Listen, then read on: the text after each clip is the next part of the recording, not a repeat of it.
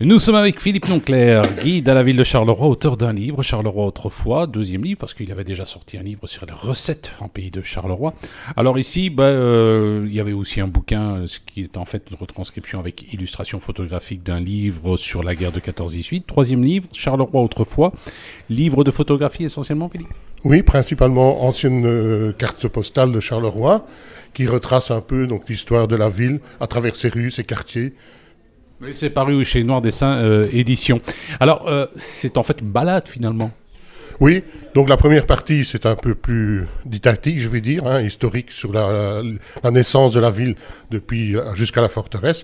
Et puis le reste, c'est une balade à travers la ville, à travers ses rues, ses quartiers, ses personnages célèbres ou moins célèbres. Nous sommes avec Philippe Nonclair, auteur d'un livre Charleroi autrefois, xème livre sur l'histoire de Charleroi. Alors, quels ont été les ouvrages d'inspiration? Je crois qu'il y a pas mal de bouquins de Joseph Hardy, René Payer-Raskin également. Voilà, donc la plupart des livres sur l'histoire de Charleroi, les derniers sont parus dans les années 1960 à peu près, 1970 au début.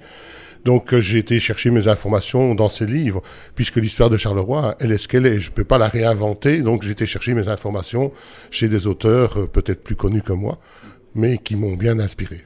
Nous sommes avec Philippe Nonclair, auteur d'un livre intitulé Charleroi autrefois, paru aux éditions Noir Dessin. C'est l'occasion de découvrir Charleroi. Alors on découvre des choses étonnantes. Par exemple, il y a des photos qui représentent l'ancien moulin de la ville basse. Oui, donc là, c'est vraiment les photos les plus remarquables, parce que le boulevard Thiroux a vraiment changé de tout au tout. Donc quand on voit les anciennes photos avec la Sambre, l'ancien moulin, le déversoir, etc. Puis après, j'ai eu la chance de pouvoir avoir des documents aussi exceptionnels qui sont les photos du comblement de la Sambre, que M. Theys a bien voulu me prêter gentiment, les photos réalisées par son papa.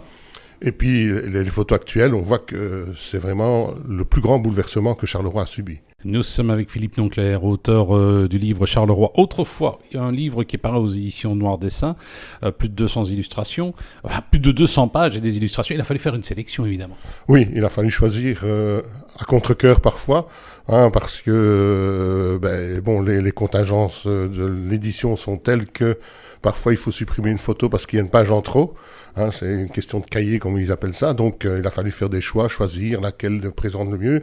Parfois, on se dit, celle-là, elle est superbe. On se rend compte que ça passe pas avec le reste, donc il faut changer, voilà. Nous étions avec Philippe Nonclair, auteur du livre Charleroi autrefois. Superbe livre paru aux éditions Noir Dessin avec des photos du Charleroi d'antan.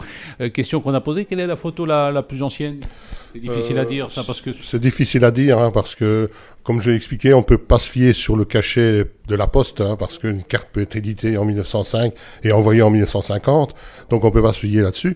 Mais il y a quand même quelque chose d'assez remarquable, c'est que les premières cartes postales sont de très mauvaise qualité, les photos sont plus petites que la carte postale, et donc là on peut dire que c'est vraiment des cartes du tout début des années 1900, comme celle sur l'entrée de la rue de Dampremy, ou l'hôtel de l'Espérance avec son restaurant La Maison Verte, bien connu grâce à Rimbaud. À découvrir Charleroi autrefois par Philippe Nonclair, paru chez Noir Dessin.